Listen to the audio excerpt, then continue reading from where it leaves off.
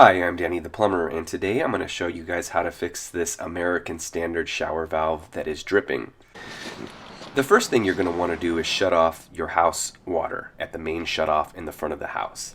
Next, grab a utility knife and pop the index buttons on the front of the valve right off. They have an H and a C for the hot and cold on them. Then, make sure that the water is in fact off by turning it on. This also will help drain off any of the excess water in the valve so it doesn't all pour out on your feet while you're trying to unscrew the handles. Okay, next we're going to unscrew the handles with a Phillips head screwdriver. So turn those screws at the tip there counterclockwise to remove the handle. Make sure you don't lose those screws, you're going to need them later. The handle should pop right off like that. Sometimes they're a little bit harder and you've got to kind of wiggle them back and forth for a while, but they will come off. Now I'm going to grab my open-ended adjustable wrench and turn it counterclockwise right on the locking nut. The locking nut is just a little brass nut that holds the AquaSeal stem in place. The chrome escutcheon unthreaded as well right here. We'll put that back on later. And sometimes you have to wiggle it just a little bit back and forth like so and get it out.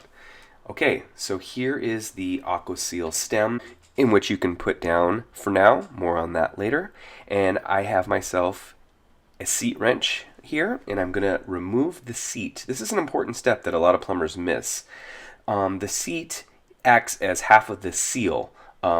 It seals on the AquaSeal diaphragm, the rubber part. So here's the seat. You can sometimes get away without changing those seats, but I always like to, because right there at the face, they can get nicked or little grooves in them. So it's always a good idea to change it, because that is part of the reason it could be leaking. The seat size is 7/16. Here I've got myself a little pipe dope or Teflon paste, and I just put a little on the threads to make sure there's a good seal inside the valve there. So I've got my seat wrench with the 7/16 AquaSeal seat on it, and I'm going to make sure there's nothing deep inside the valve, no rust, no chunks of rock or calcium deposits.